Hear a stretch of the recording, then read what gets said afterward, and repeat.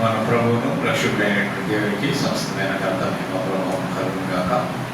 ఆయన శ్రేష్టమైన అద్భుతమైన నామమున మీ అందరూ కూడా శుభాలు తెలియజేస్తూ ఉంటున్నారు. మీరందరూ కూడా మా కోసం ప్రార్థన చేస్తున్నందుకే మీకు వందనాలు తెలియజేస్తూ ఉంటున్నాం.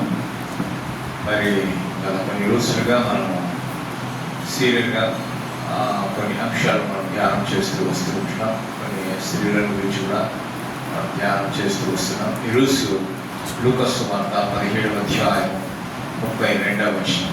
లూకా సువార్త 17వ అధ్యాయము 32వ వచనాన్ని యేసు ప్రభు వారు చెప్పినటువంటి మాటను జ్ఞాపకం చేసుకుంటాం. లూకా సువార్త 17వ అధ్యాయం 32వ వచనం. దానిని పోగొట్టుకున్నాడు, దానిని సజీవంగా కాపాడుకున్నాడు. లూకా సువార్త 17వ అధ్యాయం 32వ వచనం. లోతు భార్యను జ్ఞాపకం చేసుకుంది. లోతు భార్యను జ్ఞాపకం చేసుకుని ప్రార్థన. ప్రేమ కలిగిన దేవానికి స్తోత్రాలు చెల్లిస్తూ ఉంటున్నాం. చదువుకునే వాక్య భాగాన్ని స్తోత్రాలు ప్రభావ. ఈ వాక్య భాగం ద్వారా మీరు మనం మాట్లాడుకోవాలి. వేసినామన ప్రార్థించి పెట్టుకున్నాము తండ్రి. ఆమె ప్రేమ దేవుని బిడ్డలారా, ఇక్కడ లోతు భార్యను జ్ఞాపకము చేసుకొనడి అనేటువంటి అంశమును, అలాగే లోతు భార్యను గురించి కొన్ని విషయాలు మనం తెలుసుకోవడం మంచిదని మరి పరిశుద్ధ దేవుని ద్వారా ప్రేరేపించబడి మీ మధ్య ఈ వాక్యాన్ని పంచుకోవడానికి సిద్ధపడి వచ్చి ఉంటున్నాను. యేసు ప్రభు వారు మరి తన యొక్క రెండవ రాకడ దినములు ఎలా ఉంటుందో అని చెప్పేటువంటి సందర్భంలో మరి లోతు భార్యను జ్ఞాపకం చేసుకున్నది అని చెప్పేసి అని చెప్తూ ఉంటున్నాడు. మరి లోతు భార్యను ఎందుకు జ్ఞాపకం చేసుకోవాలి? ఆమె ఏమైనా పరిశుద్ధురాలనే లేకపోతే యోగ్యురాలనే కాదు. ఆమె జ్ఞాపకం చేసుకోవడం ద్వారా ఏమైనా పుణ్యం వస్తుందనే, ఏమైనా లాభం జరుగుతుందనే, ఏమైనా ఆశీర్వాదం వస్తుందనే కాదు. కానీ మరి ఆమె అవిధేయత వలన తన ప్రాణాన్ని పోగొట్టుకొని ఎలాగ ఉప్పు స్తంభమైందో దాని ద్వారా ఆ అవిధేయత కలిగి ఉండటం వలన, లోపడకపోవడం వలన ఆమె కలిగినటువంటి ఆ నష్టాన్ని బట్టి మనము కొన్ని పాఠాలు నేర్చుకోవడానికి దేవుడు ఏం చెప్తాడంటే లోతు భార్యను జ్ఞాపకం చేసుకోండి. సింపుల్ ఒక మాట చెప్పాడు. అంటే లోతు భార్య ఎటువంటిదో అనేది వర్ణించబడలేదు, కానీ ఆమె జ్ఞాపకం చేసుకోండి అంటే ఆ విషయాన్ని మీరే అర్థం చేసుకోండి అని అర్థం. కానీ మేము లేకపోతారా ఇక్కడ లోతు భార్య గురించి ధ్యానించే ముందు లోతు ఎవరో తెలుసుకోవాలి. లోతు అంటే చాలా మంది ఏదో లోత కింద ఆ లోతు కదా, ఆయన పేరే లోతు. అది ఇంగ్లీష్లో లాట్ అంటారు. ఇప్పుడు ఆడ cell phones lot cell phones అని ఉంటాయి. ఎల్గొట్టి లాట్ సెల్ ఫోన్స్ షాప్స్ అని పెట్టి ఉన్నారు. అదే పేరు పెట్టుకున్నారు వాళ్ళు. సో ఈ లోతు భార్య గురించి ధ్యానించే ముందు ఈ లోతు ఎవరు తెలుసుకోవాలి కదా. లోతు అంటే తెర లేక ముసుగు అని అర్థం. తెర అంటే తెలుసు కదా, వాటిని అడ్డం వేసుకుంటారు, ముఖాన్ని అడ్డం వేసుకొని దాన్ని తెర అంటారు.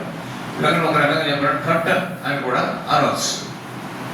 సో ఇక్కడ అబ్రహాము సహోదరుడైనటువంటి హారాన్, అబ్రహాము సహోదరుడు అతని పేరు హారాన్, అతని కుమారుడు మరి విగ్రహారాధికుడు ఉన్నటువంటి అబ్రహామును దేవుడు అతన్ని పిలిచాడు, వాగ్దానం చేశాడు. ఎక్కడికి వెళ్ళాలో కూడా తను నిర్ణయించినట్లుగా మనం చూస్తున్నాం. అయితే ఎక్కడికి వెళ్ళాలనో అబ్రహాము తెలియదు. అది ఎరగకుండానే, అది తెలియకుండానే దేవుని మీద విశ్వాసముతో నమ్మకంతో ఆ ఎటు చెప్తే అటు వెళ్ళడానికి సిద్ధపడి నిర్ణయించుకొని బయలుదేరినటువంటి వాడు ఈ యొక్క అబ్రహాం.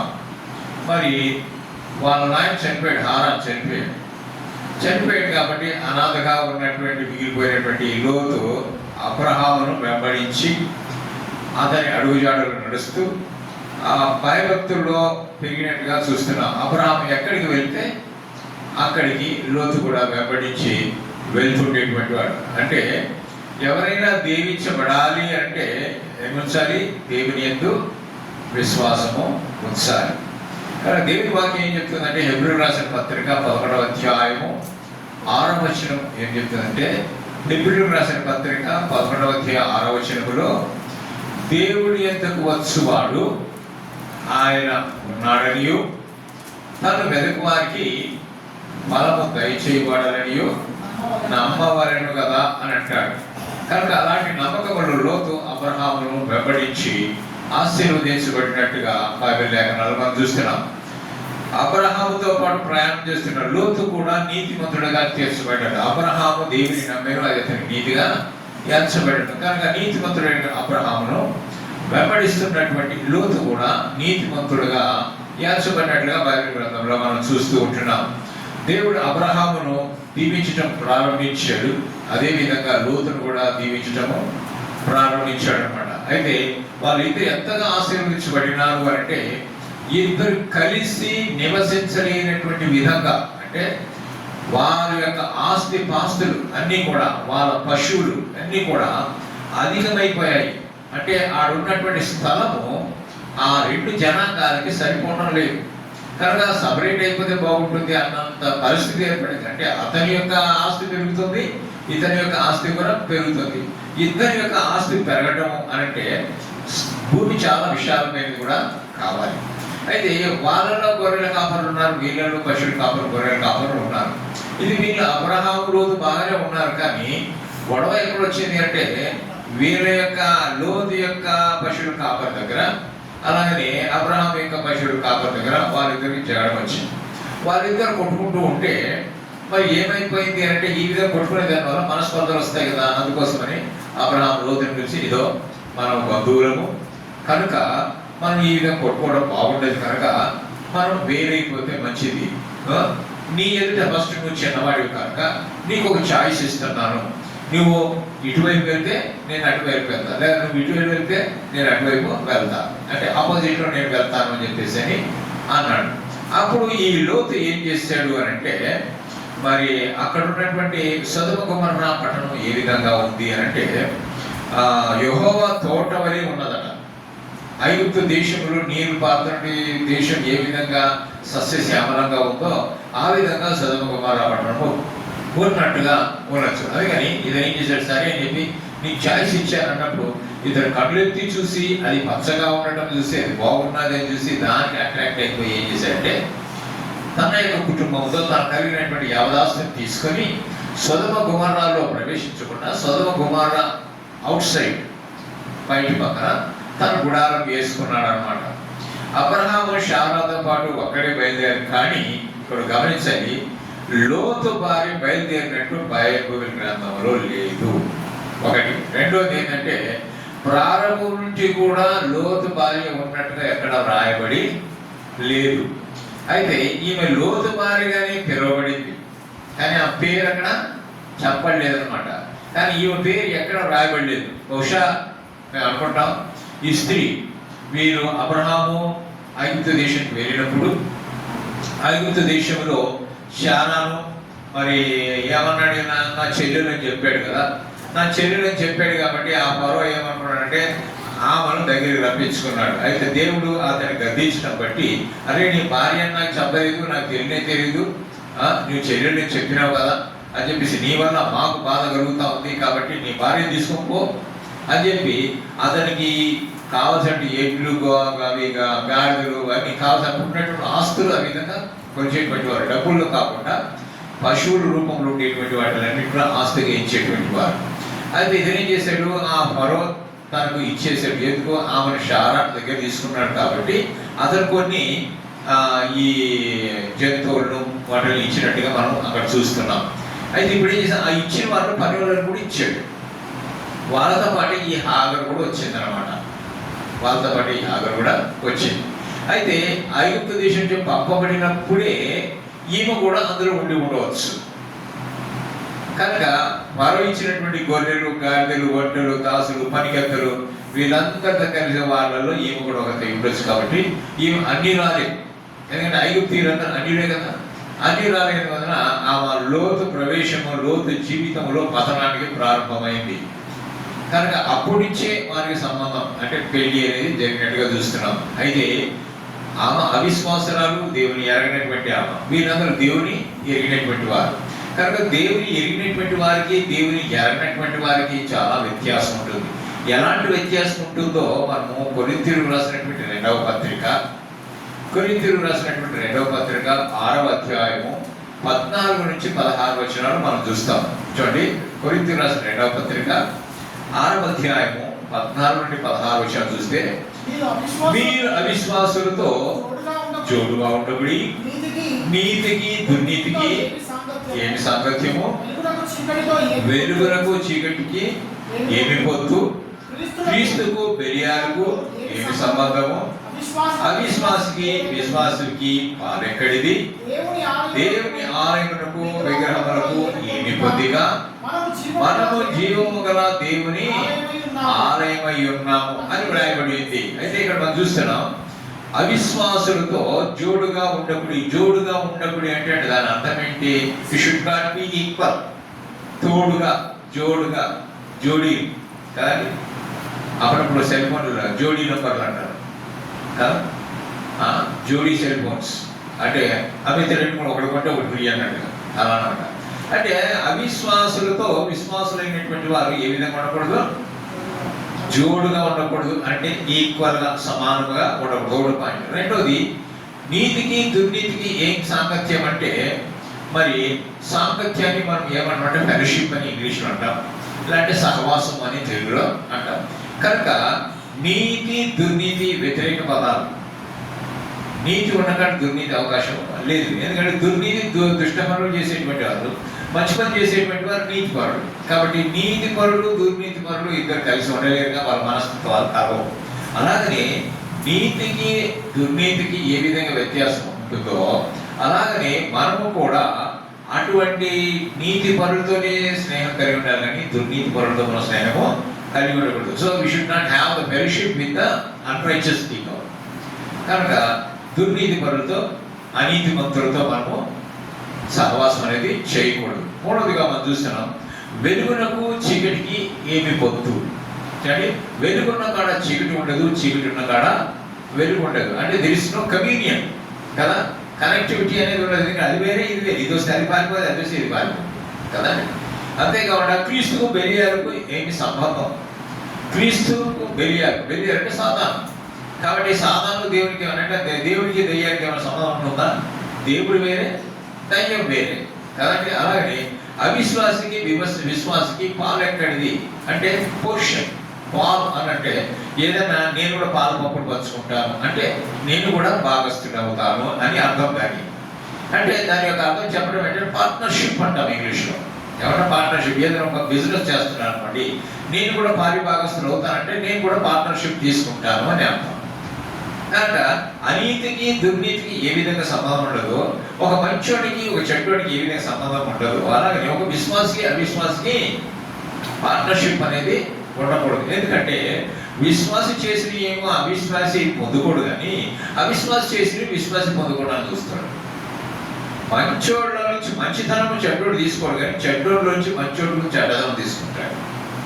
ఈ యొక్క నైజం లోకంలో కనిపిస్తుంది. కనుక దేవుని ఆలయము మన హృదయం కదా.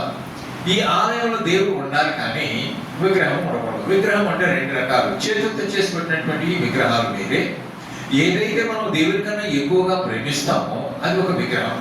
అది అందం కావచ్చు, అది ఉద్యోగం కావచ్చు, లేకపోతే వస్తువు కావచ్చు, లేకపోతే మనం ప్రేమించే పిల్లలు కావచ్చు, లేకపోతే భార్య కావచ్చు, భర్త కావచ్చు, ఎవరైనా కానీ మనం ఎక్కువగా దేవుని కన్నా ఎక్కువగా దేన్నైతే లైక్ చేస్తామో, ఇష్టపడతామో అది ఒక విగ్రహంగా ట్రీట్ చేయబడుతుంది.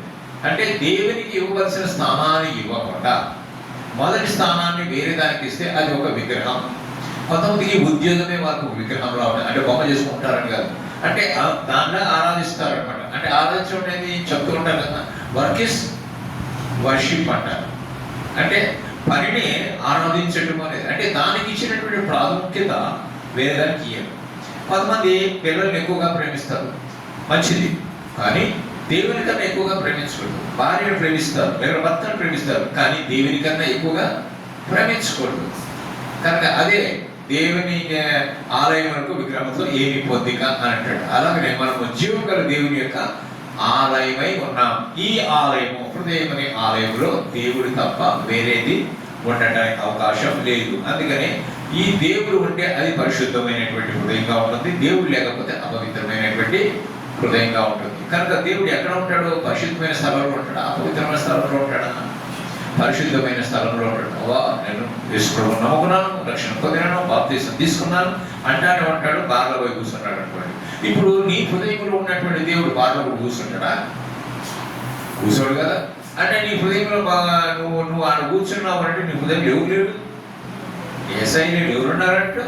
దైవం అంటే మనం పైకి మాత్రం ఏం చెప్తున్నాం? నా హృదయంలో ఏసై ఉంటాడు, నా హృదయంలో ఏసైకి స్థానంతో ఎవరు లేరు. కానీ నువ్వు అక్కడ పోయి కూర్చుంటే ఏసై పక్కన పెట్టి సైతాన్ని హృదయంలో పెట్టుకున్నాడు. కనుక మనం ఆ విధంగా ఉండకూడదు. ఇక్కడ మనం చూస్తున్నాం ఈ విషయానికి వచ్చినప్పుడు యెహోవా తోట వలె సొదొమ గొమొర్రా పట్టణము ఉన్నట్టుగా ఉంది. కనుక ఆ గుడారం ఏం చేశాడంటే తను వేసుకున్న గుడారం కొద్ది దూరంలో ఉంది. అంటే గుడారం అంటే టెంట్ అనమాట. అప్పుడు కాలంలో బిల్డింగ్లు కట్టుకుంటారు కదా, ఎందుకంటే ఒక స్థలం నుంచి ఒక స్థలానికి వాళ్ళు ప్రయాణం అయిపోతూ వెళ్తూ ఉంటారు కాబట్టి వాళ్ళు టెంట్స్ వేసుకుంటారు. ఆ టెంట్స్లో ఉంటారు, ఉన్నంతకాలం వాళ్ళు ఉంటారు. ఆ నుంచి వేరే స్థలానికి పోయి మళ్ళీ అక్కడ టెంట్ వేసుకుని అక్కడ వాళ్ళు కొంతకాలం ఉంటారు, అట్లా ఉంటారు. అందుకని వారి సంచారులు అని కూడా మనం అంటాం, నొమాడ్స్ అని అంటాం, సంచారులు. కనుక ఇక్కడ ఈయన అక్కడ సొదొమ గొమొర్రా బయట ఆ ఊరికి బయట వేసుకున్నాడు. కొన్ని రోజులు ఉన్న తర్వాత అది ఆ పట్టణంలోనికి ప్రవేశించి అందులో కాపురం పెట్టినట్టుగా చూస్తూ ఉంటున్నాం. అయితే ఆ సొదొమ బహు భయంకరమైనటువంటి స్థలం. అందులో వ్యాపారం జరుగుతుంది, వ్యభిచారం జరుగుతుంది.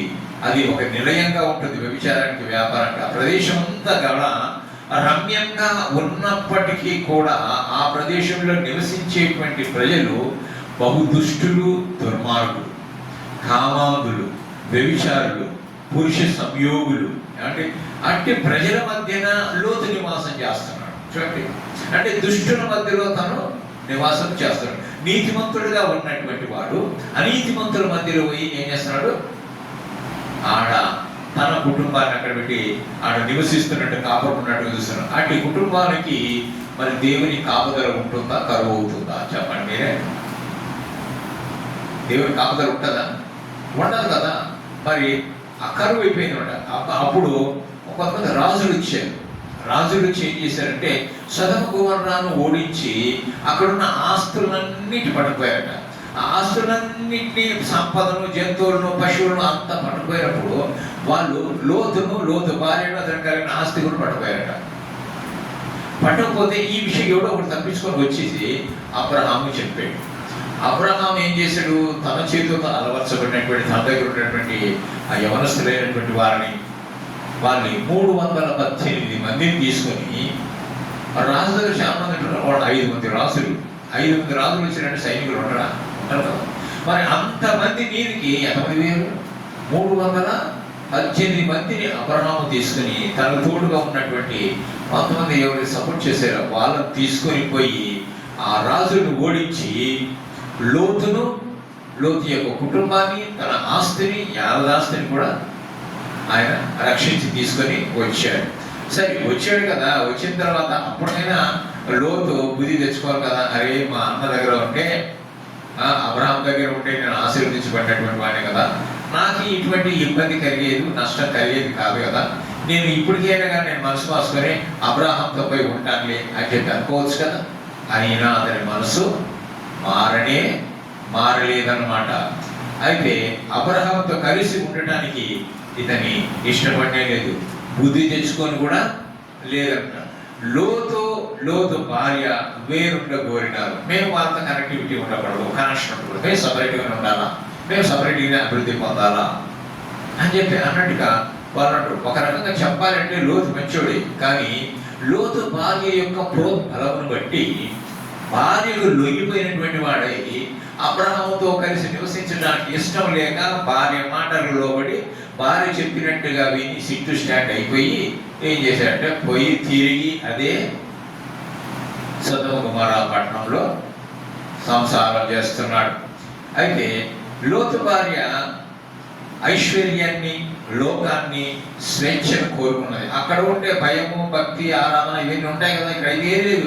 ఎవరు అడగడు కాబట్టి మన ఇష్టానుసారంగా జీవించవచ్చు, మన ఇష్టానుసారంగా మనం ఉండొచ్చు. మనల్ని అడిగే దిక్కే లేదు. మన రాజ్యం మంది అన్నట్టుగా, మనం చేసేది గొప్ప, మనం చేసేది మన ఇష్టం, మనల్ని ఎవరు కూడా అడ్డగించరు అన్నట్లుగా ఆ దృక్పథంతో ఆమె అక్కడ తన కుటుంబాన్ని స్థిరంగా ఉంచడానికి ఆమె తీర్మానించుకున్నట్టు చూసింది. కనుక భార్య నిరాశ పెట్టలేక లోతు ఏం చేశాడంటే భార్య మాటకు లోబడి సొదొమలో నివసించడానికి తీర్మానం చేసుకున్నాడు. లోతు నీతిమంతుడిగా ఉన్నందున సొదొమలో కాపురంలో ఉన్నటువంటి దుర్మార్గతను చూసినప్పుడల్లా అతని హృదయంలో నొచ్చుకునేటువంటి వాడు, అయ్యా ఎటువంటి జనాల మధ్యలో వచ్చి నేను కాపురం ఉంటున్నాను, ఇటువంటి దుష్టుల మధ్య ఉంటున్నాడు, ఎన్నిసార్లు చెప్పినా ఈమె ఎనదే ఎనదు, ఈమె వదిలిపెట్టి ఎట్టపోవాలి, ఇంకా భార్య కదా, ఇంకా సచిన పాములాగా ఉండావులే, భార్య చెప్పినట్టు వినకపోతే అంట అన్నట్టుగా వారు ఈ కాలంలో కూడా అంతే కదండి. భార్య ఏం చెప్తే వినాలి, లేకపోతే మూతి పడుచుకొని మంచంకి దుప్పటి పుసుకేసుకొని పడుకుంటుంది. అప్పుడు ఆయన వచ్చి బతుకుడుకోవాలన్నమాట, అంతే కదా. లేకపోతే అవసరం మన కాలం కాడంటే కథలు అవుతాయి అవసరం అనుకుంటే కదా. అంటే అంత అలిగి, అంటే భార్య నొప్పించలేక తను నొప్పి పడకుండా కాంప్రమైజ్ అయిపోవడం కదా. కాంప్రమైజ్ అయిపోయి ఇతనికి కూడా కాంప్రమైజ్ అయిపోయాడు, భార్యతో కాంప్రమైజ్ అయిపోయి అక్కడనే సొదొమ గొమొర్రాలో ఉంటున్నాడు. కానీ అక్కడ దుర్మార్గులైనటువంటి వారి కామ వికార చేష్టలను చూస్తున్నప్పుడు ఇతని మనసులో ఎంతో నొచ్చుకునేటువంటి వాడుగా ఉన్నాడు. అయితే 2వ పేతురు పత్రికలో మనం చూస్తాం, 2వ అధ్యాయం 8వ వచనంలో ఈ లోతును గురించి పేతురు భక్తుడు మాట్లాడాడు. చూడండి ఏమంటాడు, చూడండి. పేతురు రాసిన 2వ పత్రిక 2వ అధ్యాయం 8వ వచనంలో, ఆ నీతిమంతుడు వారి మధ్యన కాపురం ఉండి తాను చూచిన వాటిని బట్టి వినిన వాటిని బట్టి వారి అక్రమమైన క్రియల విషయంలో దినము నీతిగల తన మనసును నొప్పించుకొనొచ్చు వచ్చాడు. చూసండి, తన హృదయం ఎట్లా ఉంది, నీతిగల మనస్సు. కానీ నీతిగల మనస్సు ఏమవుతుంది, ఇప్పుడు బాధపడుతూ ఉంది. ఎవరిని చూసి? తను ఉన్నటువంటి స్థలంలో, తను ఉన్నటువంటి ఆ యొక్క పట్టణంలో దుర్మార్గత ఎక్కువైపోతుంది. తను వింటున్న వాటిని, చూస్తున్న వాటిని భరించలేక, ఏమనలేక, ఏమి చేయలేక తను ఎలా తన హృదయంలో బాధపడుతున్నట్టుగా చూస్తున్నాం. కనుక దుర్మార్గుల కామవికారయుక్తమైనటువంటి నడవడి చేత బాధపడుతున్నటువంటి భర్త లోతుని గూర్చి అయినా కానీ భార్య ఆలోచించలే. ఆయన బాధపడితే నాకేంటి అన్నట్టుగా ఏం చేసింది, ఆత్మీయ విషయంలో ఆమె కోఆపరేట్ చేసినటువంటిది కాదు. లోతు భార్యకు చీమ కుట్టినంత కూడా లేదనమాట. ఇంకా బాధపడుతుంటే, అయ్యో పాపం నా భర్తను ఎందుకు బాధ పెట్టాలి, ఆయన సంతోష పెడదాం, సరే ఆయన కోరినట్టుగా బయటకు వెళ్దామని అనుకోలే. నేను కావాలో నువ్వు కావాలో చూసుకో అన్నట్టుగా అనమాట. భార్యగా తను డామినేషన్ చేసింది అనుకోవచ్చు. ఈజీగా చెప్పాలంటే ఏం చేయొచ్చు, డామినేషన్ అంటే భర్త మీద పెత్తనం చేసినటువంటిదిగా కనిపిస్తూ ఉంటుంది. అయితే ఇక్కడ ఒక విషయాన్ని మనం గమనించాలి, ఏంటంటే అతడు జరుగుతున్నటువంటి ఈ పాపక్రియల విషయంలో ఈమె ఏమాత్రము కూడా కొంచెం కూడా మరి అసహ్యత అనేది ఈమె కలగలేదు. అంటే అసహ్యత కలగలేదంటే ఈమె వాటిని లైక్ చేసినట్టేగా, వాటిని ఇష్టపడినట్లే కదా, జరుగుతుంటే చూసి సంతోషిస్తున్నట్టే. కనుక ప్రేమ దేవుడు బిడ్డలారా, అందుకోసం ఈమె లోకముతో స్నేహం చేసింది. సొదొమ గొమొర్రాలో ఉండేటువంటి వారితో స్నేహం చేసింది అన్నట్టు అర్థమైపోతుంది. అందుకని బైబిల్ గ్రంథంలో ఏమంటాడంటే ఒక మాట చెప్తున్నాడు, చూడండి. యాకోబు పత్రిక 4వ అధ్యాయం 4వ వచనం. యాకోబు పత్రిక 4వ అధ్యాయం 4వ వచనంలో అక్కడ ఏమంటున్నాడంటే, వ్యభిచారులారా, ఈ లోక స్నేహము దేవునితో వైరమని మీరు ఎరుగరా. కాబట్టి ఎవడు ఈ లోకంతో స్నేహం చేయకూడనో వాడు దేవునికి శత్రువును అన్నాడు. వ్యభిచారులారంటే వ్యభిచారం చేస్తున్నాడు కదా, 2 అర్థాలు ఉన్నాయట. ఏంటంటే శరీర సంబంధమైనటువంటి లైంగిక సంబంధమైన సంబంధం పెట్టుకున్నటువంటిది వ్యభిచారం కిందికి వస్తుంది. 2వ పాయింట్ ఏంటంటే దేవుడిని కాకుండా ఇతర వారిని అవలంబించేది కూడా వ్యభిచారమే. అంటే ఒక భర్తను కాకుండా ఇంకొక పురుషుని చూస్తే వ్యభిచారం, ఒక స్త్రీని కాకుండా ఇంకొక స్త్రీని చూస్తే వ్యభిచారం, అలాగని ఒక దేవుడిని కాకుండా మరి ఒక దేవుడిని చూస్తే ఏమవుతుంది, వ్యభిచారం కిందనే వస్తుంది. అందుకని ఇక్కడ వ్యభిచారం అని అంటే ఏదో శారీరక సంబంధమైన వ్యభిచారం చేస్తున్నారని కాదు, కానీ ఇతర దేవతలను అంటే ఇతరులైనటువంటి వారిని వాళ్ళు అవలంబించుటను బట్టి వాళ్ళు ఆచరించుటను బట్టి వాళ్ళు వ్యభిచారులు అంటారు. ఎందుకంటే ఈ ఆచరించే ఏంటంటే లోకంలో ఉన్నది. అందుకని లోకముతో స్నేహం చేయకూడదు అంటాడు. లోకముతో స్నేహం చేస్తే మనకు దేవునికి ఏమవుతుంది? వైరం అనేది వస్తుంది. వైరం అంటే ఏంటి? శత్రుత్వం. కనుక మనం ఎప్పుడైతే దేవుని కాకుండా ఈ లోకమును ప్రేమిస్తామో, లోకంలో ఉన్నదేంటి? నేత్రాశ, శరీరాశ, జీవకుటుంబం, ఇవి లోకములో ఉన్నాయి. ఇవి దేవుని నుంచి పుట్టినవి కావు. కనుక ఈ యొక్క 3 ఆయుధాలు సాతాను ఉపయోగించి ఒక విశ్వాసిని లేకపోతే ఒక వ్యక్తిని పడగొట్టి దేవునికి దూరం చేస్తుంది. కనుక ఇవి లోకం నుండి అన్ని కూడా మనుషులందరినీ కూడా ఆకట్టుకొని మళ్ళీ లోకాశ అవన్నీ కూడా చేసి దేవునికి దూరం చేసి పతనావస్థలోనికి మనిషిని తీసుకెళ్తుంది అనమాట. అందుకోసమని దేవుడి నుంచి దూరం అయిపోయినటువంటి వాడు ఏమైపోతాడు? దేవునికి శత్రువైపోతాడు. దేవుడు ఎంత చెప్పినా కూడా వినకపోతాడు. ఏమవుతాడు? దేవుడు వదిలేస్తాడు లేదు, అంతే నీ కర్మ అని అంటాడు. అంతే అలాగా అనమాట. కనుక లోతు భార్య తన భర్త నీతిని బట్టి కానీ అతని యొక్క ప్రార్థన జీవితాన్ని బట్టి కానీ మరి మార్పు అనేది ఈమె జీవితంలో పొందలేకపోయింది. లోతు సేవిస్తున్న దేవుణ్ణి ఈమె ప్రేమించలేకపోయింది. దానికి బదులుగా ఎవరిని ప్రేమించింది? ఈమె లోకాన్ని ప్రేమించింది. లోకాన్ని ప్రేమించింది. లోకంలో ఏముంది? ఆశే కదా. లోకంలో ఉన్న వెండి బంగారాలు, ఆస్తి పాస్తులు, పేరు ప్రఖ్యాతులు, ఇవి అన్నమాట లోకం నుండి. కానీ వాటినే ప్రేమించింది తప్ప లోతు ప్రేమిస్తున్నటువంటి దేవుణ్ణి ఆమె ప్రేమించలేకపోయింది. కనుక ప్రేమ దేవుని బిడ్డలారా, అందుకని సొదొమ కుమారుల యొక్క దుర్మార్గత, ఆ పాపము, ఆ కామ వికార చేష్టలు, ఇవన్నీ కూడా దేవుని సన్నిధిలో బహు ఘోరంగా కనిపించాయి. అందుకోసమనే దేవుడు ఏం చేశాడంటే దాన్ని అగ్ని గంధకములు దాని మీద కురిపించి సర్వనాశనం చేయాలని సంకల్పించాడు. సంకల్పించి ఏం చేశాడు అని అంటే మరి దూతలను పంపించాడు. మీరుపై నాశనం చేయండి. దానికన్నా ముందు ఎక్కడికి వచ్చారు? 3 వచ్చారు. ఎవరి దగ్గర వచ్చారు? అబ్రహాం దగ్గరికి వచ్చారు. అబ్రహాం చూసి వాళ్ళని ఆహ్వానించి, వాళ్ళ దేవుడికి తెలియదు కానీ ఆహ్వానించి వాళ్ళకి ఆతిథ్యం ఇచ్చాడు. ఇచ్చిన తర్వాత వీరు అక్కడికి సొదొమ పట్టణానికి వెళ్తున్నారు. అప్పుడు దేవుడు మాత్రమే అక్కడ నిలబడి ఏం చేస్తున్నాడు? అబ్రహాంతో మాట్లాడుతున్నాడు. ఎందుకు వెళ్తున్నప్పుడు దేవుడు ఏమన్నాడు? నా స్నేహితుడైనటువంటి అబ్రహాం. చూడండి, ఒక మానవుడిని దేవుడు స్నేహితుడిగా భావించడం ఎంత గొప్ప విషయం. నీవు నేను కూడా దేవునికి స్నేహితులైతే ఎంత మంచిది. యేసు ప్రభువు ఈ లోకంలో ఉన్నప్పుడు శిష్యులను చూసి ఏమన్నాడు తెలుసా? ఇక మీద మీరు దాసులు కాదు, మీరు నా స్నేహితులు అన్నాడు. కనుక మనము దేవుని స్నేహితులం కాబట్టి యేసు ప్రభు యొక్క స్నేహితులం. స్నేహితుడు అంటే తన హృదయంలో ఎదుటివారి హృదయంలో ఏ కల్మషం లేకుండా చెప్పుకునేటువంటి వారు నంబర్ 1. రెండోది సమానంగా నడిచిపోయేటువంటి వారు. మూడవది భుజాలు తగులుకుంటూ కూడా నడిచేటువంటి వారు. ఒకరి మీద ఒకరు పడ్డా ఏం అనుకోరు, నవ్వుకుంటారు కదా. కాదు ఈయన వాడి తోసి వాడిని ఈడు తోసి అంటే అంత క్లోజ్నెస్ అన్నమాట. కనుక దేవుడు కూడా మన నుంచి అంత క్లోజ్నెస్ కోరుకుంటున్నాడు.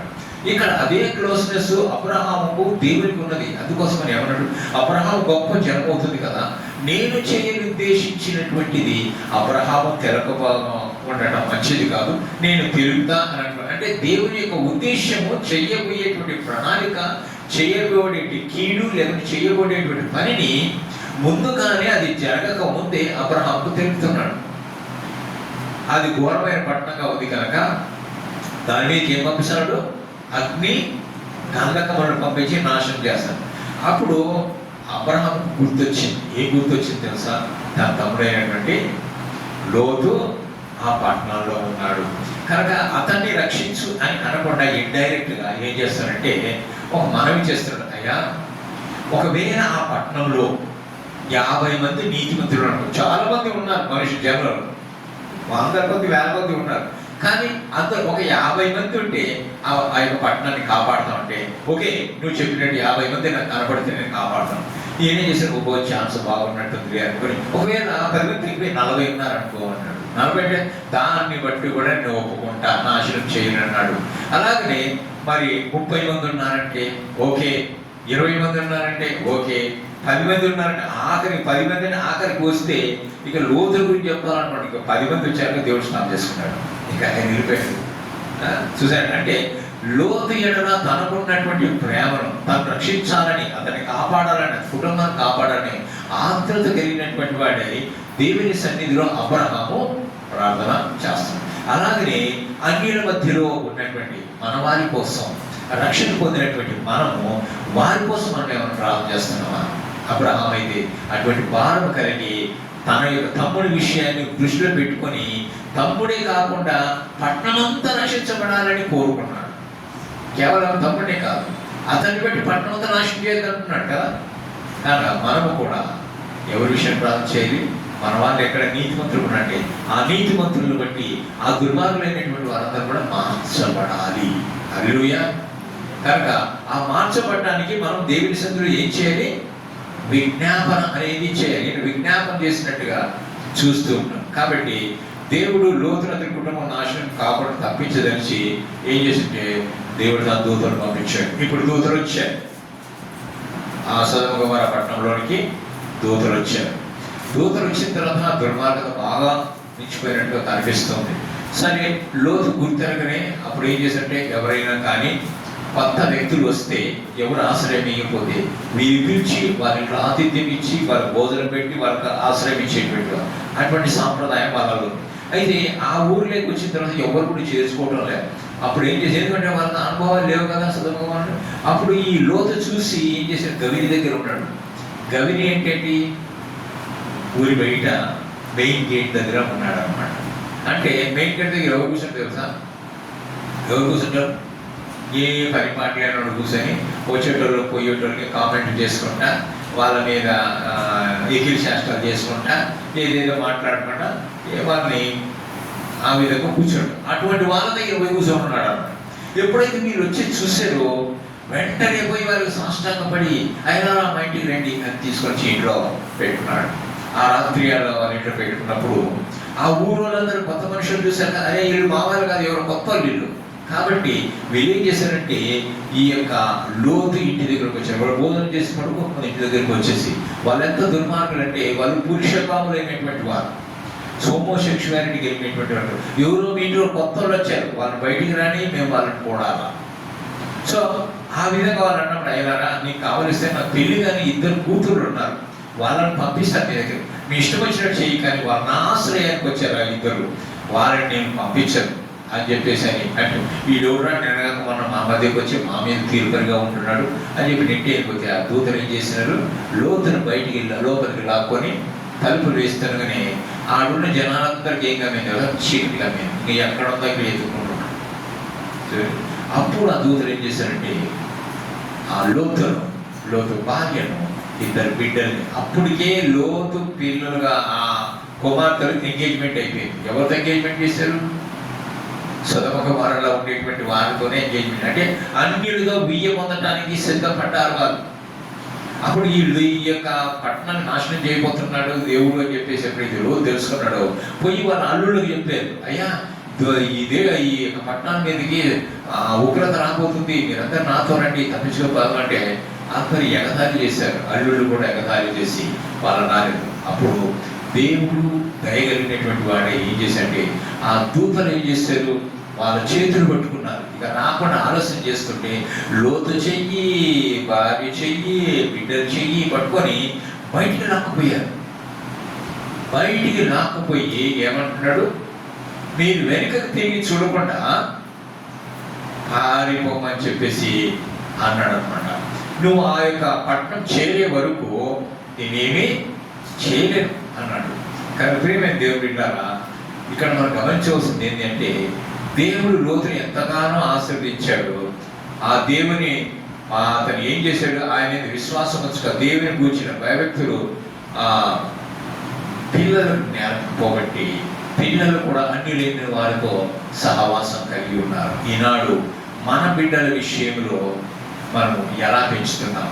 ఆ లోతు భార్య పిల్లల్ని సరిగా పెంచలేదు కాబట్టి వారు ఏం చేస్తున్నారు? అన్యులైన వారితో సహవాసం చేసి అన్యులైన వారిని పెళ్లి చేసుకోవడానికి వాళ్ళు ఇష్టపడ్డారు.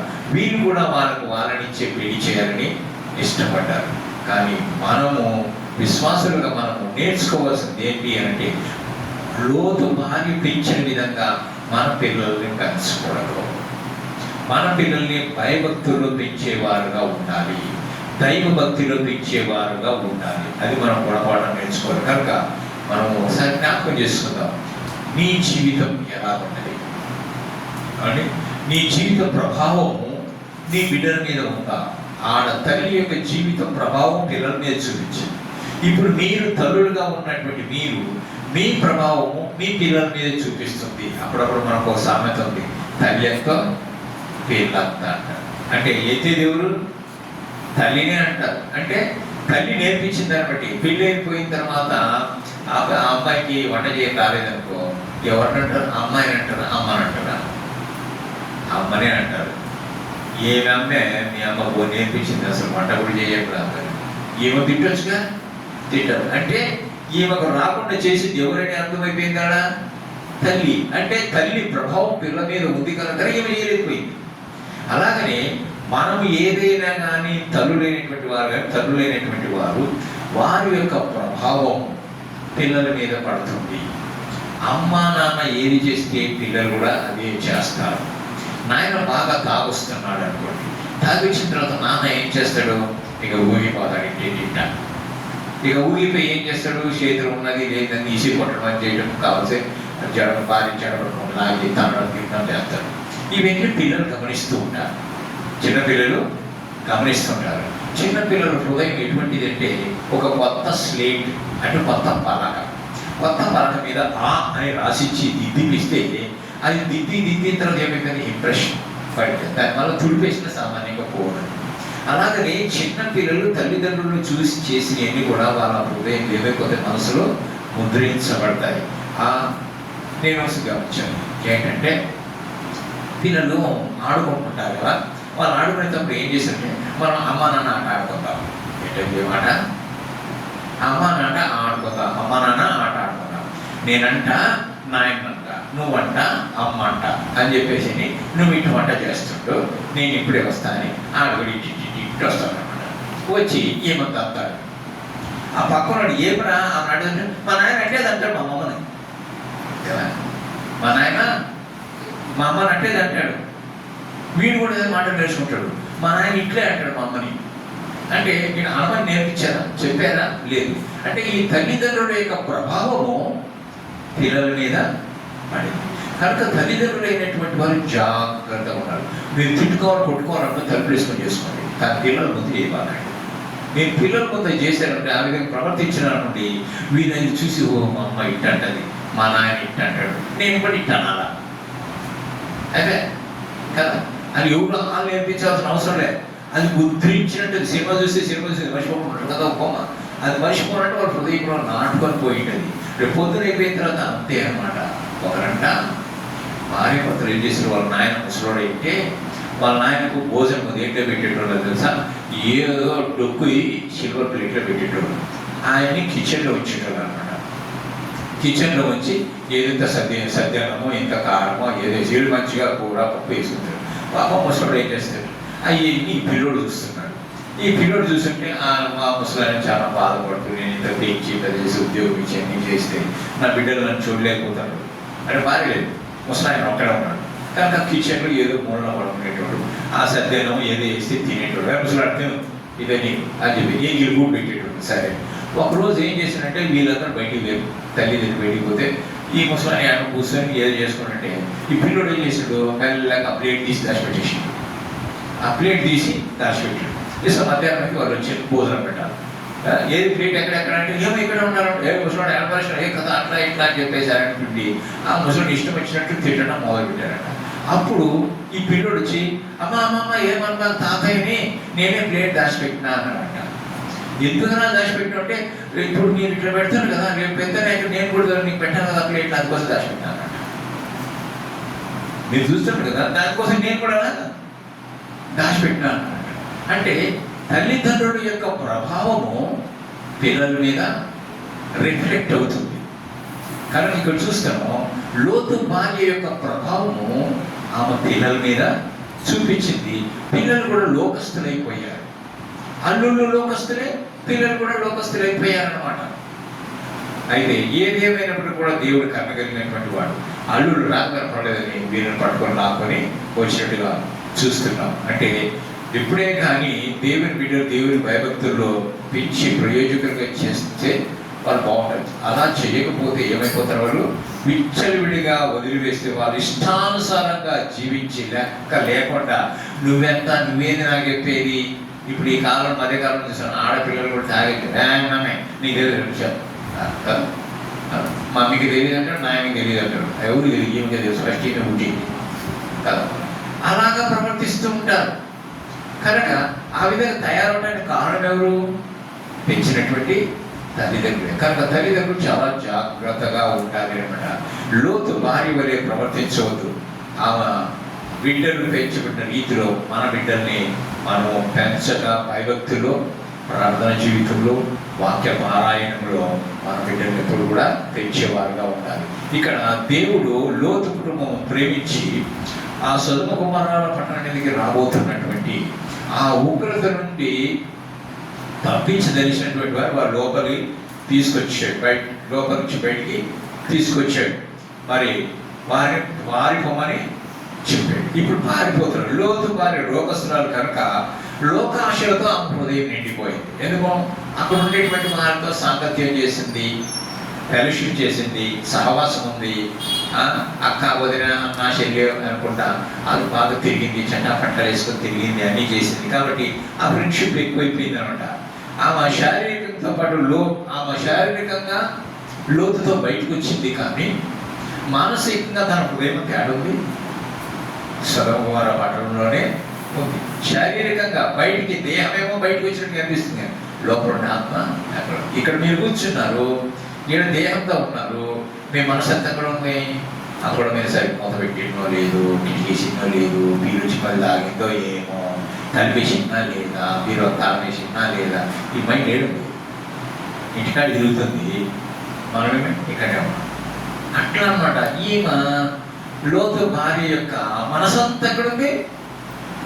సొదొమ కుమార పట్టణం మీద ఉందనమాట. ఏంటి అక్కడ ఏముంది?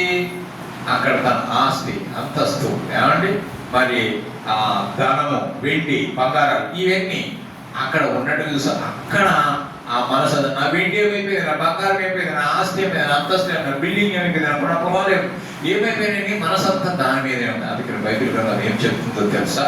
మత్తయి సువార్త 6వ అధ్యాయం 21వ వచనం. మత్తయి సువార్త 6వ అధ్యాయము 21వ వచనం. 6వ అధ్యాయం 21వ వచనం. మత్తయి, నీ ధనం ఎక్కడుండునో నీ మనసు అక్కడ ఉండును. మన డబ్బులు ఎక్కడుంటే మన మనసు కూడా అక్కడే ఉంటాయి. డబ్బులు ఇంటికాడ పెట్టి బీరువాల పెట్టి తాళం వేసుకోకుండా నీడు వచ్చి కూర్చుంటే నువ్వు ఎంత బైబిల్ చెప్తున్నా, ఎంత ఏది చెప్పినా నీ బుర్రంతా ఏడుంటుంది? బీరువాల తాళమే లేదే, ఎవరన్నా తీస్తారేమో, ఎవరన్నా వస్తారేమో అంటే. అందుకని చెప్పి నీ ధనం ఎక్కడుండనో నీ మనస్సు అక్కడ. అదే విధంగా ఈమె జీవితంలో జరిగింది ఏంటంటే, తన మనసంతా ఎక్కడ ఉంది? సొదొమ కుమార పట్టణంలో ఉంది. అక్కడ తనకున్నటువంటి ఆసుపాసు మీద, స్నేహితుల మీద, ఏది డాక్టర్ మహిళల ఏ మహిళలు అంటారో అది ఇక్కడ ఉన్నదనమాట. కానీ బాడీ ప్రెజెంట్, మైండ్ ఆబ్సెంట్ లాగా ఉన్నది. అయితే ఇక్కడ ఈ వాక్య ప్రకారం చూసినట్టయితే ఆమె జీవితంలో అక్షరాలు నెరవేరింది. ఏంటిది? నీ ధనం ఎక్కడున్నావు, నీ మనసు అక్కడ ఉన్నది అన్నట్టుగా. తనను, తన కుటుంబాన్ని రక్షించదలిచినటువంటి దేవుణ్ణి, భర్తను, బిడ్డను చెప్పినటువంటి ఆ దేవుని మాటలను అగ్ని గంధకముల నుండి పైనుంచి ఆకాశం కురిసి పాడు చేస్తారు, ఆ దేశాన్ని, ఆ పట్టణాన్ని పాడు చేస్తారు అనే మాటలు విని కూడా పెద్ద చెవిని పెట్టినటువంటిదై, ఎప్పుడైతే ఆ శబ్దం పైనుంచి పడేటువంటి శబ్దం వినపడిందో వెంటనే ఏం చేసింది? అయ్యో ఏమైపోయింది నా దానికి అన్నట్టుగా వెనక్కి తిరిగింది. దేవుడు ఏమన్నాడు? వెనక్కి తిరిగి చూడక. కానీ ఈమెం చేసింది? వెనక్కి తిరిగి. ఎప్పుడైతే వెనక్కి తిరిగి చూసిందో వెంటనే ఏమైపోయింది? ఉప్పు స్తంభం అయిపోయింది. అంటే దేవుని మాటను ధిక్కరించిందా లేదా? దేవుడి వాక్యం ఏం చెప్తుంది? ఆజ్ఞాతిక్రమమే పాపం. పాపం వలన జీతం మరణం, పాపం వలన వచ్చే జీతం మరణం. అంటే అది ఆమె జీవితం నెరవేరిందా లేదా? ఆమె దేవుని మాటను వినలేదు, వినకపోవడం అడిగారు. చూసిన దానికి పాపం అయింది, పాపం అయిన దానికి ప్రతిఫలము తన ప్రాణాన్ని పోగొట్టుకుంది.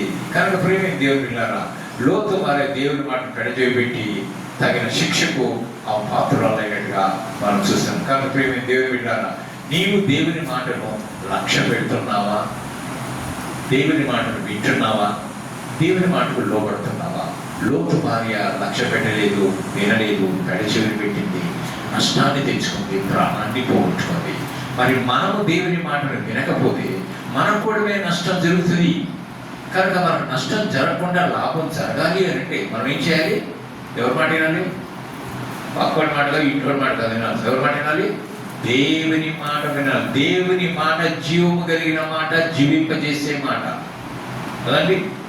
కనుక ఆ మాటను మనం వినేటువంటి వారుగా ఉండాలి. మనం నిర్లక్ష్య పెట్టకూడదు. కాబట్టి ఒకవేళ ఆ విధంగా మనం నిర్లక్ష్య పెడుతున్నామేమో, వినలేక వెనక చేస్తున్నామేమో, పెడచెవులు పెడుతున్నామేమో, ఒకసారి మనల్ని మనం పరీక్ష చేసుకోవాలి. ఎక్కడ నేను తప్పిపోతున్నాను? ఎందుకు వినలేకపోతున్నాను? ఎందుకు లోపడలేకపోతున్నాను? నేను లోపడకపోవడానికి కారణం ఏంటి అని ఆ కారణాలు వెతుక్కొని వాటిని వదిలిపెట్టి దేవుని మాటకు లోబడి దేవుని మాట ప్రకారం జీవించడానికి మనల్ని మనం ఏం చేసుకోవాలి? మార్చుకోవాలి. హృదయాన్ని మార్చుకోవాలి, తలపులు మార్చుకోవాలి, ఆలోచనలు మార్చుకోవాలి, మన లైఫ్ స్టైల్ని మనము మార్చుకోవాలని దేవుడు జ్ఞాపకం చేస్తున్నాడు. కనుక లోతు భార్య ఇహ సంబంధమైనటువంటి క్షయమైనటువంటి వాటి మీదనే మనసు పెట్టింది, కానీ అక్షయమైనటువంటి వాటి మీద ఆమె మనసు పెట్టలేదు. కనుక దేవుని వాక్యం ఏం సెలవిస్తుందంటే, కొలస్సీయులకు రాసిన పత్రిక 3వ అధ్యాయము 12వ వచనం. కొలస్సీయులకు రాసిన పత్రిక 3వ అధ్యాయము 12వ వచనం. 3:12 చదవండి.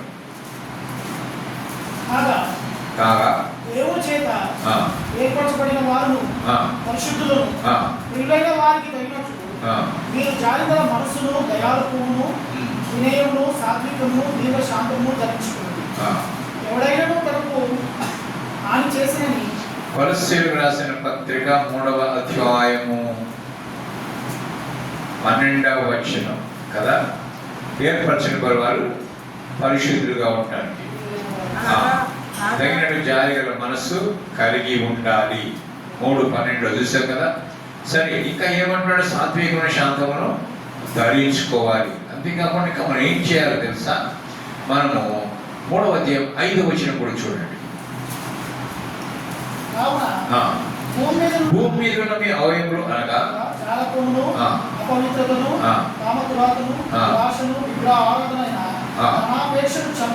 చంపివేడి, వాటి వలన అవి దేవుని మీదకి వస్తుంది. ఇవన్నీ సొదొమ కుమారులో ఉండేటువంటి వారిలో ఉన్నాయి.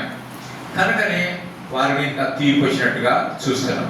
మరి ఒక భాగంలో ఏం చెప్తాడు అని అంటే, మనము ఏం చేయాలంటే పైనున్న వాటి మీదనే మన మనసును పెట్టాలి.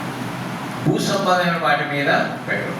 మనం క్రీస్తుతో కూడా లేపబడిన వారం అయితే పైనున్న వాటిని మనము మనసు పెట్టాలి.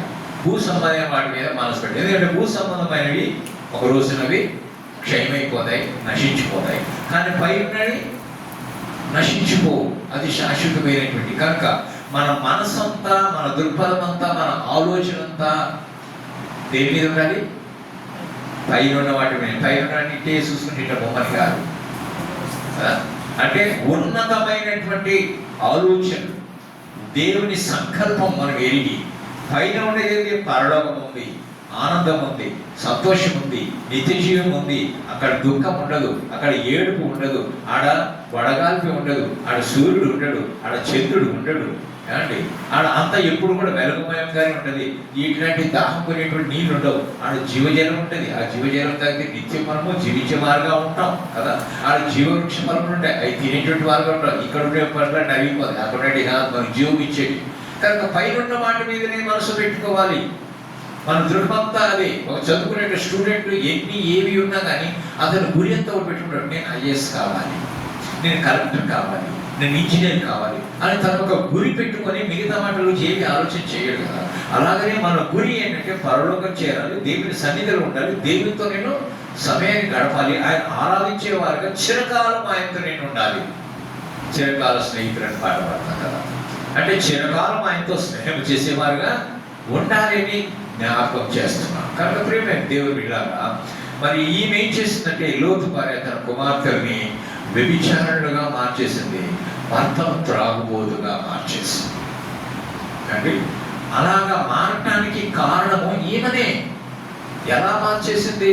ఎంత విచారం తెలుసా? ఆమె తన కుటుంబ పతనానికి కారణం ఆమెనే. ఆమె కుటుంబ పతనం అవడానికి కారణం ఆమె.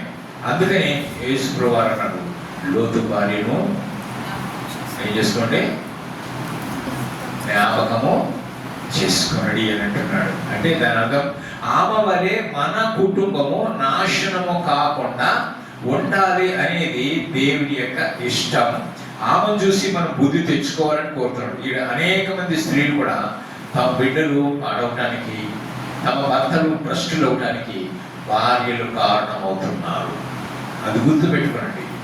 ఇళ్ళలో మంచిదైతే ఆ ఇంటి కూడా మంచిగానే ఉంటాడు, పిల్లలు కూడా మంచిగా ఉంటాడు. ఆ ఇళ్ళనే తిరుగుబోతులో తిరుగుతుంది అనుకోండి, ఇంకా భర్త ఉంటాడు, భర్త కూడా తను చూసుకుంటాడు. ఈ పిల్లలు కూడా మా మాట బాయ్, మా ఇంటి బాయ్, మేమేం తక్కువ, మేము కూడా ఇంటిపోతాం.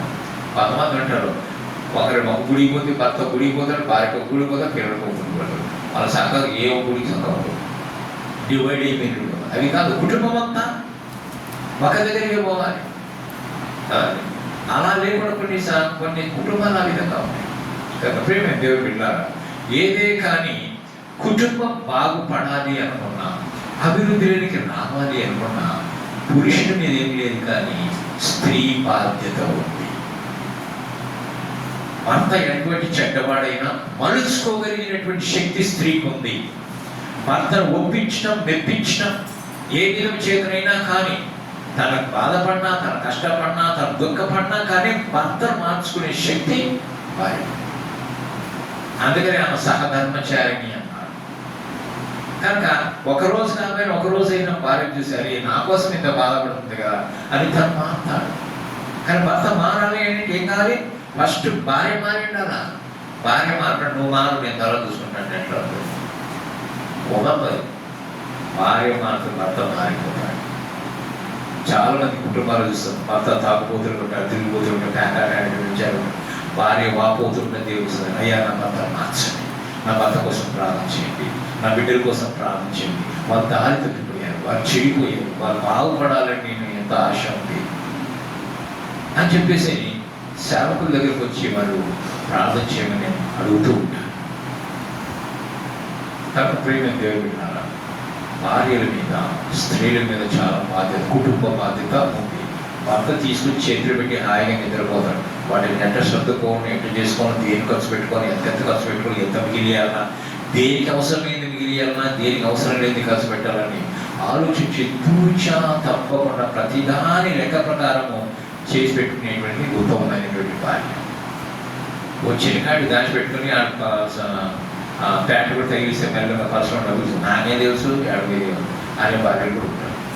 అంటారు కదా, భర్త ప్యాంట్లో తీసుకొని గీరు దాచిపెట్టుకొని నాకు తెలుసు అంటారు. తింటే ఉండేది భర్త అంటే ఏమో నువ్వు ఎడబెట్టుకున్నావు, అటువంటి చేసి ఇంటికి పంపించేటోడు అంటు. కనుక అలా పంపించేదేమో తన కుటుంబమే పాడవుతుంది కదా. తను ఏది చేసినా కానీ మనము సామెతలు 31వ అధ్యాయంలో చూస్తాం. అక్కడ భార్య ఎటువంటి లక్షణం కలిగిందో మనం జాగ్రత్తగా పరిశీలించవచ్చు. ఆమె తన ఇంటి వారి యొక్క నడకలను కనిపెట్టునని, ఆమె కష్టపడకుండా పని చేయకుండా భోజనము చేయదు. తన ఇంటి వారికి ఏది కావాల్సి అన్ని సమకూరుస్తుంది. ఇంట్లో పనిచేసేటువంటి వారిని అందరికీ పనులు అప్పచెప్తుంది. అన్ని చేసిన తర్వాత తన పనులను ముగించుకున్న తర్వాత కూర్చొని భోజనము చేస్తాం. అది 31వ అధ్యాయం మీరు ఇంటికి పోయినా చదవండి. సామెతల గ్రంథం 31వ అధ్యాయంలో రాయబడి ఉంది. కనుక అందుకని నేను చాలా సార్లు సామెతలు చదవండి. ఎందుకంటే మంచి సూక్తులు ఉంటాయి. కనుక ప్రేమ దేవుడు వింటారా మనం చూస్తున్నాం ఏంటి అని అంటే, ఈ భర్త త్రాగుబోతుగా మారటానికి, భార్యలు కుమార్తెలు విచారులుగా మారటానికి ఆమె కారణం.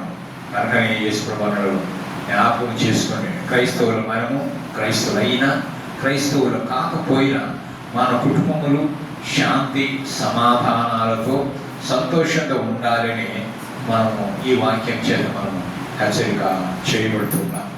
మరి క్రైస్తవ కుటుంబాలు అన్య కుటుంబాలకి మాదిరికరంగా ఉండాలి. Model, should be a role model. మనం చూసి ఇతర కుటుంబాలు నేర్చుకోవాలి. ఓహో, క్రైస్తవ కుటుంబం అంటే ఇలా ఉంటుందా, మన కుటుంబం ఎట్లా ఉంది చూడు, వీళ్ళ కుటుంబం ఎట్లా ఉంది చూడని వాళ్ళు బేరీస్ వేసుకొని వాళ్ళు టాలీ చేసుకొని ఏముంటే ఇలా ఉండాలి. కొన్ని కుటుంబాలు వీళ్ళు చాలా భక్తి గలవారండి, ప్రార్థన చేస్తారండి, బైబిల్ చదువుతారండి, ఎవరు జోలికి పోరండి, చక్కగా ప్రార్థన చేస్తారు, చక్కగా గుడికి వెళ్తారు అని చెప్పేసి ఎవరు చెప్పాలా? మన పక్క కుటుంబం చెప్పాలి. కొంతమంది సాక్షి అయ్యో పొద్దున్న లేచి నేను కొట్టుకుంటుంటారండి, తాగేసి తిట్టుకుంటుంటారండి, తన్నుకుంటుంటారండి, గిన్నెలని శబ్దాలు చేస్తుంటారండి, పడగొట్టేస్తారు, రాత్రి చేస్తుంటారండి అని కొన్ని కుటుంబాల నుంచి కూడా చెప్తుంటారు. అవునా కదా? అంటే 2 కుటుంబాలను ఏది మంచి కనిపిస్తుంది మనకి? భయభక్తి కలిగిన కుటుంబము ఎటువంటి చెడు పేరు రాకుండా వాళ్ళు ఉండదు. వీళ్ళని చూసి చెడ్డ పేరు ఉన్నాయి కదా. మరి మన కుటుంబాలు ఎలా ఉన్నాయి ఒకసారి మనం ఆలోచించాలి. మన కుటుంబము మాదిరికరమైనటువంటి కుటుంబంగా ఉండాలి. కనుక క్రైస్తవ కుటుంబాలు అన్ని కుటుంబాలు మాదిరిగా ఉండాలి అని దేవుడు జ్ఞాపకం చేశారు. పేతురు రాసిన మొదటి పత్రిక 3వ అధ్యాయం 2వ వచనం. పేతురు రాసిన మొదటి పత్రిక 3వ అధ్యాయము 2వ వచనం. అటువంటి స్త్రీలారా మీరు ఏం చేయాలి? స్త్రీలకు హెచ్చరిక చదవాలి. అటువంటి స్త్రీలారా మీరు మీ స్వపురుషులకు లోబడి ఉండి, అందువలన వారిలో ఎవరైనాను ఆ వాక్యమునకు అవిధేయులైతే వారు భయముతో కూడిన మీ పవిత్ర ప్రవర్తన చూచి వాక్యము లేకుండానే తమ భార్యల నడవడి వలన రాబట్టబడవచ్చును. చూసారా? అంటే వారి యొక్క ప్రవర్తన ద్వారా భర్త మారిపోతారు. వారి చూపించేటువంటి వినయం, వారి చూపించేటువంటి భక్తి, వారి చూపించేటువంటి పరిచర్య, వారి చూపించేటువంటి క్యారెక్టర్, వీటిలన్నింటినీ చూసినప్పుడు భార్యలను గురించి అతన్ని చూసి ఏమైపోతాడు? మారిపోతాడు. ఆయన పెద్ద ప్రసంగం చేయాల్సిన అవసరం లేదు. నీ జీవితమే ఒక ప్రసంగం, నీ జీవితమే ఒక సాక్ష్యం, నీ మాటలే ఒక సాక్ష్యం, నీ ప్రవర్తనే ఒక సాక్ష్యం. ఆ విధంగా నీవు భర్తను మార్చుకోగలుగుతావు. అంతేకాకుండా చూసినట్లయితే ప్రవర్తన బట్టి అవిశ్వాసి అయిన భర్త మరి ఎలా ఉంటాడంట? మార్పు చెందుతాడు ఎప్పుడైతే తన ప్రవర్తన విధంగా. అందుకని తీతు పత్రికలో చూడండి, తీతు పత్రిక 2వ అధ్యాయం, తీతు పత్రిక 2వ అధ్యాయము 3వ వచనం నుండి 5వ వచనం వరకు మనం చూసినట్లయితే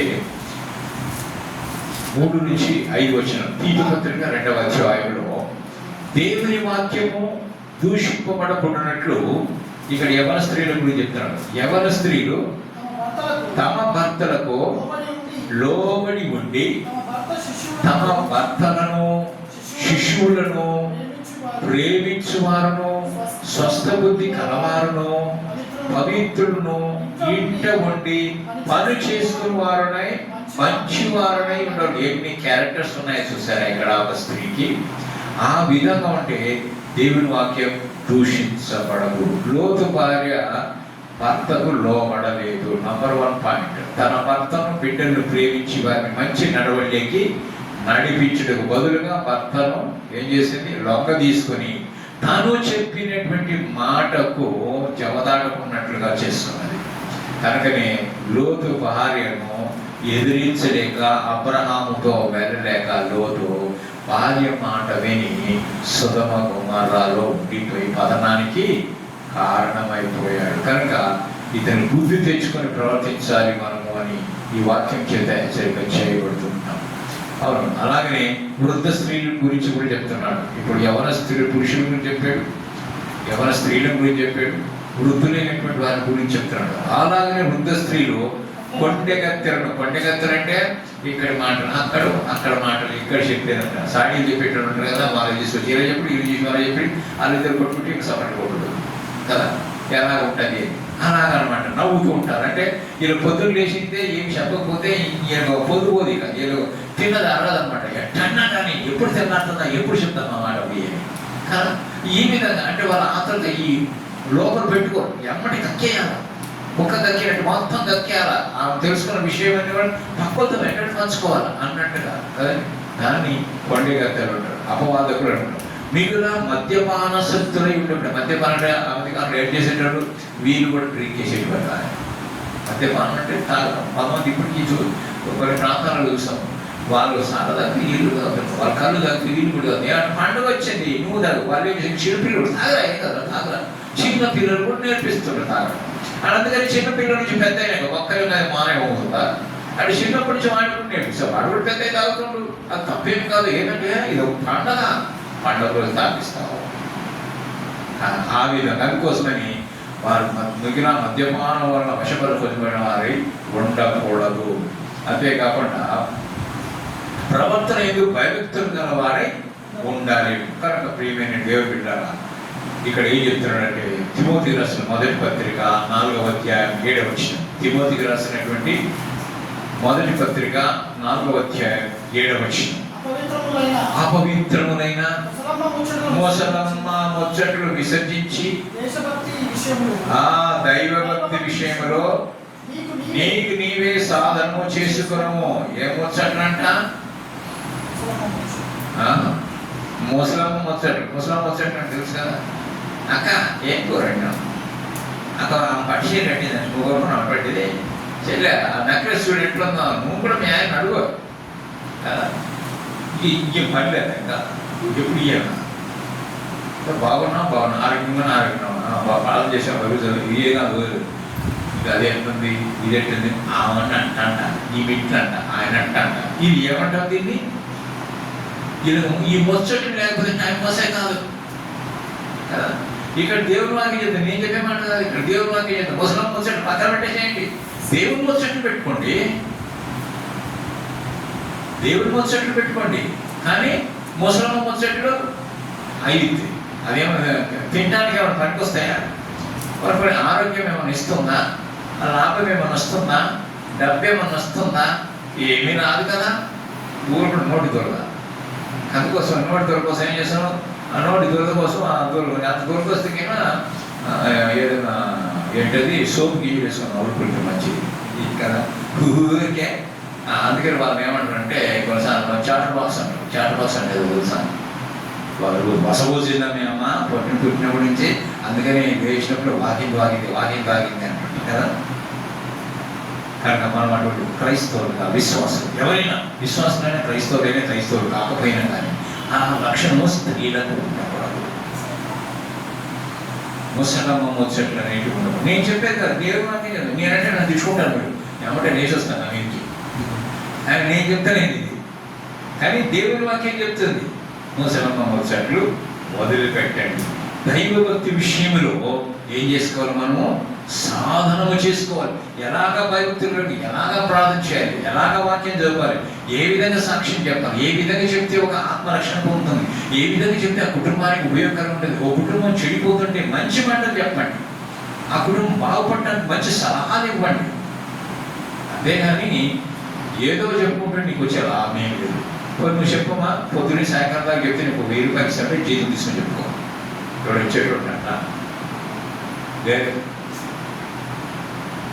కనుక ముసలమ్మ ముచ్చట్ని వదిలిపెట్టాలన్నాడు. ఇంకా ఏమంటున్నాడు చూడండి, కొలస్సీలకు రాసిన పత్రిక 3వ అధ్యాయం, కొలస్సీలకు రాసిన పత్రిక 3వ అధ్యాయం 5వ వచనం.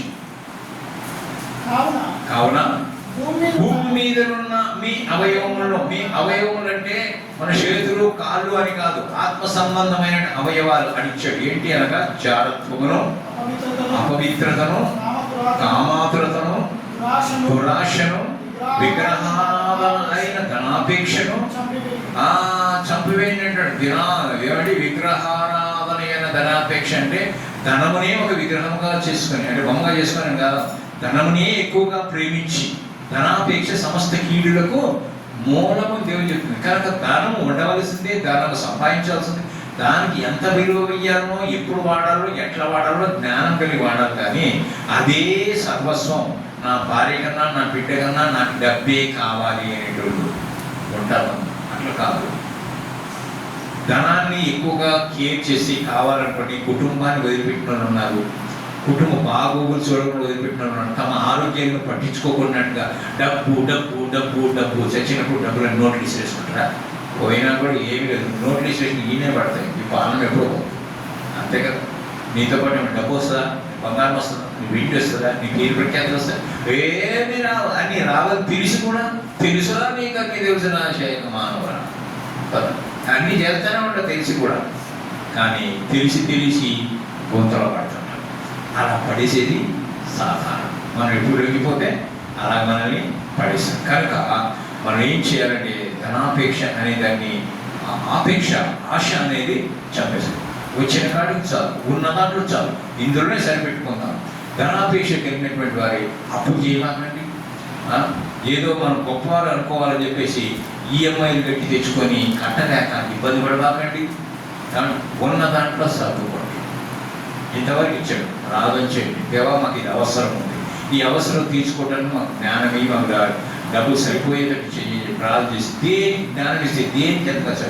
ఒకదానికి 100 రూపాయలు అవుతుందంటే దానికి ఒక 50 రూపాయలు ఖర్చు పెట్టి 50 రూపాయలు పక్కన పెట్టుకోండి. ఏది అనేది అవసరం అదే కొనుక్కోండి. అవసరం లేని దాన్ని కొనుక్కొని ఎక్స్ట్రా వేస్ట్ చేయడం, అలాగా సేవింగ్ చేసుకుంటే అవసరం లేని దాన్ని కొనుక్కోవచ్చు కదా. కనుక సేవింగ్ తీసుకోవాలి. కనుక మన లైఫ్ సేవ్ కావాలా, మన యొక్క కుటుంబంలో ఉండే అవసరం కూడా సేవ్ కావాలన్నమాట. కనుక ఆపేక్ష అనేది చెప్పేది. ఇంకా 10వ వచనం ఏమంటే ప్రాచీన స్వభావమును. ఏంటంటే ప్రాచీన స్వభావం అంటే పాత స్వభావం. పాత స్వభావం ఏంటి? రక్షణ పొందకుండా ఉండేటువంటి స్వభావాన్ని పాత స్వభావం. రక్షణ పొందిన తర్వాత స్వభావం మారిపోతుంది. అవును కదా? అప్పుడున్నట్టు క్యారెక్టర్ రక్షణ పొందినాక ఉండదు. అప్పుడున్న ఆలోచన రక్షణ పొందినాక ఉండదు. అప్పుడున్న అలవాట్లు రక్షణ పొందినాక ఉండవు. కనుక ప్రాచీన స్వభావాన్ని, ఆ ఓల్డ్ మ్యాన్, ఇదిగో పాతవి గచించను సమస్తమును కొత్తమైన. సో వీఆర్ న్యూ కదా. మనం కొత్తగా ఉన్నాం, కొత్తగా మార్చబడ్డాం. కొత్త జీవితం, కొత్త ఆలోచన, కొత్త తలంపులు, కొత్త మార్గాలు కావాలి కదా. అంటే ఎవ్రీథింగ్ కొత్త కావాలి. అంటే దేహం కొత్త కావాలని కాదు, బట్టలు కొత్త కావచ్చు, ఏమండి మన హెయిర్ స్టైల్ కొత్త కావచ్చు, మనకి ఏమి కొత్త కావచ్చు. హృదయం కొత్త కాకపోతే ఏం ప్రయోజనం? మన హృదయం కొత్తది కావాలి అంటే మార్చబడాలి. వస్త్రాలు మార్చినట్టు కాదు, అది మార్చబడితే శాశ్వతంగా మార్చబడి ఉండాలి. కనుక ప్రాచీన స్వభావమును దాని క్రియలతో కూడా మనం ఏం చేయబట్టి త్యజించాడు. జ్ఞానం కలుగు నిమిత్తము, జ్ఞానం విషయంలో దాన్ని సృష్టించిన పోలిక చొప్పున నూతన పరచబడుచు నవీన స్వభావము ధరించుకొని మనం ఈ లోకంలో జీవించాలి. కనుక ప్రియమైన దేవుని బిడ్డలారా, లోతు భార్య ఈ కొలసీలు రాసిన పత్రిక 3వ అధ్యాయం 5వ వచనంలో చెప్పినట్టుగా దేనిని వదలకుండా ఏం చెప్పింది అక్కడ 5వ వచనంలో? ఏమండి అది మానసక్తులుగా ఉంది, కొట్టగద్దలుగా ఉంది, ఏమైనా అపవిత్రమైన వచ్చట్లు ఉన్నాయి. నామలు దైవభక్తి అనేది లేనే లేదు. జారత్వము, అపవిత్రత, కామత్వం, దురాశ, విగ్రహారాధన ఇవన్నీ కూడా లోతు భార్యలో ఉన్నాయి. అది ఆమె జీవితం నెరవేరినట్టుగా చూస్తూ ఉంటున్నాం. కనుక దాని ప్రకారం ప్రవర్తించి తన కుమార్తెలు, భర్త, కుటుంబము నాశనం కావటానికి ఆమె కారణమైంది. ఈరోజు స్త్రీలైనటువంటి వారు మీ కుటుంబాలు అభివృద్ధికి రావాలి అంటే ఈమె గుర్తు చేసుకోండి, ఈమె ఈ విధంగా చేసి నాశనమైంది కుటుంబం. కాబట్టి నేను ఆ విధంగా ఉండకూడదు, ఆమెకున్న అలవాటు నాలో ఉండకూడదు, ఆమెకున్న ఆలోచన నాలో ఉండకూడదు, ఆమె పెంచినట్టుగా నా బిడ్డలు నేను పెంచకూడదు. ఆ భర్తను ఏ విధంగా ఆడించిందో నేను ఆడించేవాడుగా ఉండకూడదు. నేను భర్తకు లోపడాలని దేవుని వాక్యం చెబుతుంది. భర్తలు కూడా ఏం చేయాలి? స్త్రీలు బలహీనమైన ఘటమని ఇచ్చి వారిని సన్మానించి వారిని నొప్పించకుండా సన్మానించండి, షాలు తీసుకొచ్చి కప్పమని కాదనడం. అంటే వాళ్ళని గౌరవించి, అంటే స్త్రీలకు ఇవ్వాల్సినటువంటి గౌరవాన్ని, మర్యాదను వాళ్ళకి ఇచ్చి వాళ్ళని మంచిగా చూసుకోవాలి అని చెప్పి. నేను భర్తను కదా అని చెప్పేసి కాకి తెస్తారు కదా అప్పుడు. అందుకోసమే దేవుడు చాలా తెలివైనడు, జ్ఞానమైనట్టు వాడు. అందుకోసమే అవ్వం చేసినప్పుడు ఎక్కడ చేశాడు? ఎంక తీసి కాళ్ళు తీస్తే వీడు కాలుకి తీస్తావు, తల మీద తీస్తే ఆమె దొక్కుద్ది, కాబట్టి పక్కలో తీస్తే నీకు అని చెప్పి దేవుడు పక్కన తీసి చేశాడు. అందుకే సహధర్మచారిణి అంటాం కదా. నా శరీరంలో సగభాగం, సగభాగం అంటే ఈమె తెలియకుండా ఆయన తెలియకుండా ఏమీ చేయదు. ఒకరికి ఒకరు ఏక శరీరమై ఎందులో తల్లిదండ్రులను వదిలిపెట్టి పురుషుడు ఏం చేస్తాడంట? భార్యను హత్తుకొని, అది దేవుడు ఏర్పాటు చేస్తున్నటువంటి. కనుక వారిద్దరు అర్థం చేసుకుని తన కుటుంబాన్ని సరి అయిన విధంగా వారు భయభక్తులు ఉండాలి, వారి పిల్లల్ని భయభక్తుల్లో పెంచాలి. భయభక్తుల్లో ఉండాలి అని అంటే ఏం చేయాలి? భయభక్తుల్లో ఉండాలంటే ఏం చేయాలి? అమ్మో భయం భయం అని చేతి కొట్టుకోవాలి. భక్తుడి ఆ భక్తి అది కాదు భక్తి అంటే. దేవుడు అంటే భయం. ఏం భయం? దేవుడు అంటే దేవుడు తప్పును పాపాన్ని ద్వేషిస్తాడు. ఆయన దగ్గర పాపానికి చోటు లేదు, కాబట్టి నేను పాపం చేయకుండా నేను దేవుని దగ్గరికి పోవాలి. అది భక్తి, భయం. భక్తితో ఆత్మతో సత్యంతో దేవుని ఆరాధన చేయడం కనుక మనం భయభక్తులు కలిగినటువంటి వారంగా ఉండాలి.